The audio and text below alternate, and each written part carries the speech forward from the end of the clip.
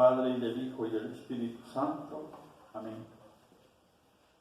Hoy vamos a ver un tema muy hermoso, que lo hemos titulado El hombre que perdió la cabeza. El propósito redentor de Dios, del Señor Jesús, al venir a la tierra, fue revelado bajo muchos símbolos y figuras. Y una de las cosas más sorprendentes fue profetizada en lo que le sucedió a Juan Bautista. Aunque Juan no buscaba fama ni honras terrenas, la recibió, ya que fue solicitado por el rey Herodes Antipas, el hijo del sanguinario Herodes, que había intentado quitarle la vida a nuestro Señor cuando éste no contaba aún 2 años de edad. Herodes temía a Juan, conociendo que era un hombre justo y santo. Fíjense, hay algo muy interesante en esto, ¿no? El malvado siempre teme al bueno, porque de alguna manera los buenos son un reproche constante a la conciencia de los malos. Los impíos gustan de la religión de la misma manera que les agradan los leones. Sí, les agrada ver a los leones, ¿verdad?, pero muertos o encerrados en una jaula, ¿no? Así temen a la religión, pues esta, cuando se desata y comienza a desafiar sus conciencias, pues les hace daño. Herodes fue el prototipo de todos los mundanos que enviaron a buscar a los que ellos llamaban sabios. Un ejemplo lo tenemos en el caso de Félix, que envía a buscar a San Pablo. Les agradan la brillantez de sus ideas, el giro de sus oraciones, su sabiduría abstracta, pero tan pronto como tales hombres empiezan a convertir en concretas y personales las enseñanzas de Cristo, son despedidos en el acto, con frases como: es demasiado vehemente, intolerante, o ¿sabes qué?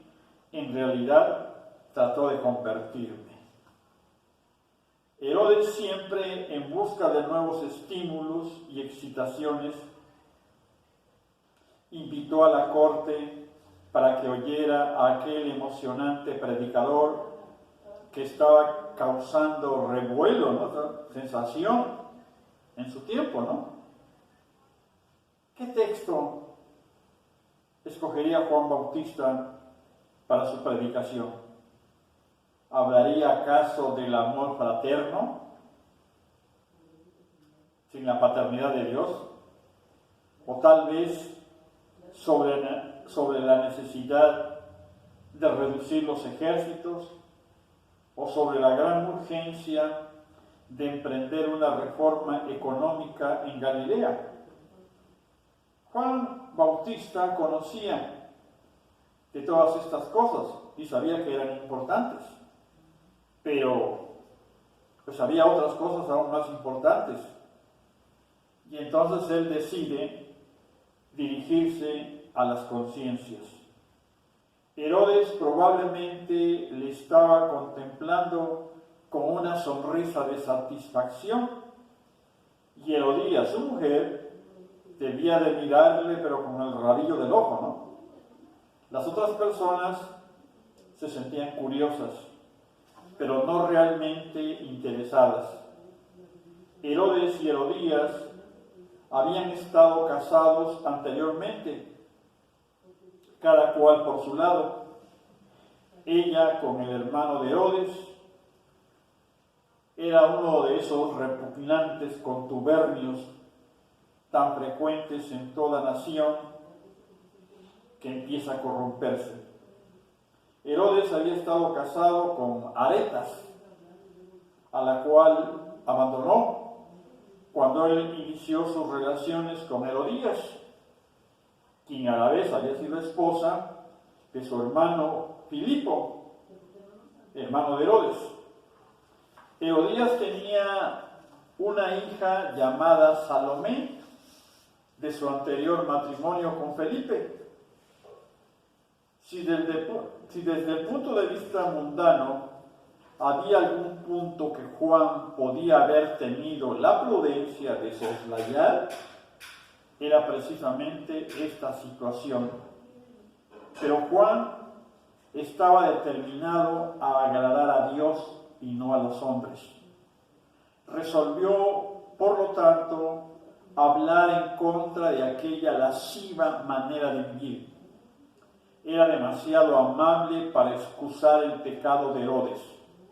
Estaba demasiado interesado en la salud moral para dejar sin sondear aquella llaga, y sentía demasiado amor por tener otro pensamiento que no fuera el de salvar el alma de Herodes. Juan seguía la doctrina de nuestro divino Señor, de que el matrimonio es algo santo e indivisible, lo que Dios ha unido, que no lo separe el hombre. Cortó por lo sano con palabras claras, decisivas y bruscas, señalando con el dedo a Herodes y a su mujer, sentados, nos imaginamos, en sendos tronos de oro, en sendos tronos de oro. Dijo: no te es lícito tener la mujer de tu hermano. Marcos 6, 18. Imagínense nada más. Herodías se sobresaltó.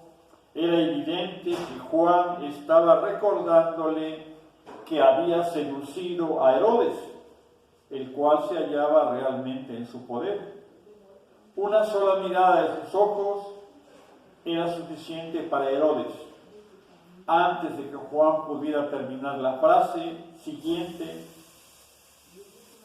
cadenas de hierro rodearon sus muñecas y unos guardias lo arrastraron fuera de la corte y lo encerraron en la lóbrega mazmorra. El predicador fue apresado, pero no lo fueron sus palabras, que repetirían su eco en las conciencias aún mucho después de que la voz hubiera enmudecido.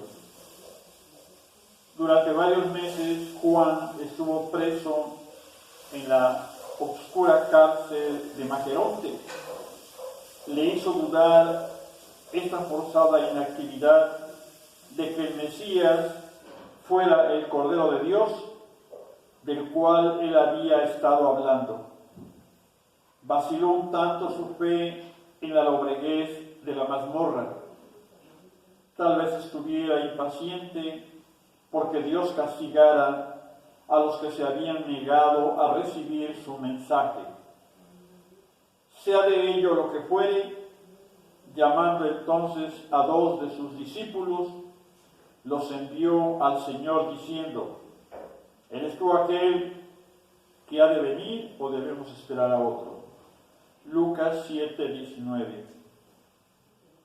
La manera como Juan planteaba la cuestión indicaba que tenía fe tanto en la gran promesa mesiánica como en aquel a quien dirigía la pregunta. Nuestro Señor no contestó con una promesa de que Juan sería puesto en libertad o que él mismo destruiría a sus enemigos. Respondió aludiendo tan solo a su propia obra de curación, consolación y enseñanza, y declarar a Juan las cosas que habéis visto y oído. Los ciegos ven, los cojos andan, los leprosos son limpiados y los sordos oyen. Los muertos resucitan y a los pobres es anunciada la buena nueva. Y bienaventurado aquel para quien yo no sea ocasión de caída. Lucas 7, 22. La divinidad y sus caminos serán siempre un escándalo para los hombres. La nobleza y la insignificancia social de nuestro Salvador suscitaron las primeras objeciones en la predicación de su Evangelio. Este prejuicio surgía de una concepción muy equivocada acerca del poder y la majestad de Dios, como si el logro de sus propósitos dependiera realmente de los medios con que el mundo cree que los éxitos han de conseguirse. En realidad, Cristo estaba dando a los discípulos de Juan una doble respuesta, aludiendo tanto a sus obras como a su palabra. Sus milagros y su doctrina, sus milagros no serían por lo general cosas de las cuales maravillarse, sino más bien señales de un reino divino de justicia y misericordia, y el poder por el cual Él los obraba sería un poder fuera de la naturaleza que rebasaba a la naturaleza misma. Su doctrina en particular sería otra prueba de su divinidad. Los pobres conseguirían que se predicara el Evangelio a ellos. Esto era algo particularmente significativo, puesto que la pobreza es solamente otra palabra para designar la imperfección y la debilidad humana. Los fuertes físicamente y los de aguda inteligencia, así como aquellos que poseen el dominio de la tierra, reciben ya su galardón en este mundo. Pero los pobres y los débiles a menudo pasan hambre y sufren.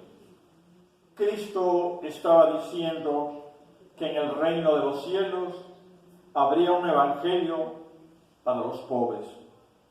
Dios posee otro mundo en el cual se allanan todas las desigualdades que hay en este.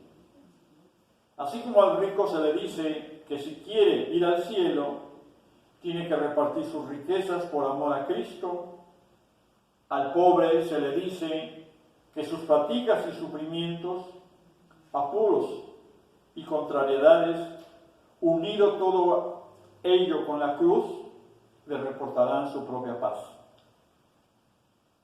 y galardón interiores.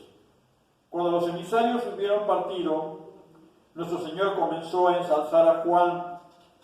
Juan había dado testimonio de él. Ahora él daría testimonio de Juan.